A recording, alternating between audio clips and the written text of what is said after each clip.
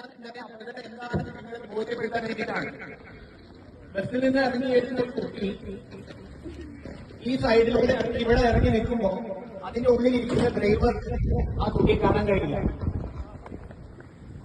അതിനുശേഷം ഈ കുട്ടി ഇവിടുന്ന് ഇങ്ങനെ വന്ന് ഈ ബസ്സിന്റെ മുന്നിലൂടെ കയറി ഇവിടെ എത്തി ഈ ഭാഗത്ത് നിന്ന് ക്രോസ് ചെയ്യുമ്പോഴും അവിടെ ഇരിക്കുന്ന ഡ്രൈവർക്ക് ഇതിനെ കാണാൻ പറ്റില്ല. ഇതിനെയാണ് ബ്ലൈൻഡ് സ്പോട്ട് എന്ന് പറയാ.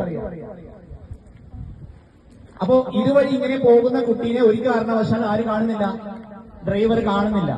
അപ്പോ ഒരു ബസ്സിന്റെ മുന്നിലൂടെ ജീവിതത്തിൽ ഒരിക്കലും ഇതുപോലെ നിങ്ങൾ ക്രോസ് ചെയ്യാൻ ശ്രമിക്കരുത്. മിനിഞ്ഞാന്നുണ്ടായ അപകടത്തിന്റെ വ്യാപ്തി അത്രത്തോളം വലുതാണ്. ഡ്രൈവർ കണ്ടില്ല, കുട്ടീനെ ബസ് ഇടിച്ചിടുകയും അതിന്റെ ഫ്രണ്ട് ടയർ കയറി ആ കുട്ടിയുടെ മുകളിൽ കൂടെ കയറി.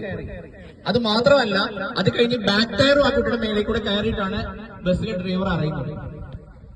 അപ്പൊ ബ്ലൈൻഡ് സ്പോട്ട് എന്താണെന്ന് നിങ്ങൾ വ്യക്തമായിട്ട് മനസ്സിലാക്കിയിരിക്കണം. ഇത് ടെക്സ്റ്റ് ബുക്കിലോ മറ്റു കാര്യങ്ങളിലോ നമ്മളെ പഠിപ്പിക്കുന്ന കാര്യമല്ല.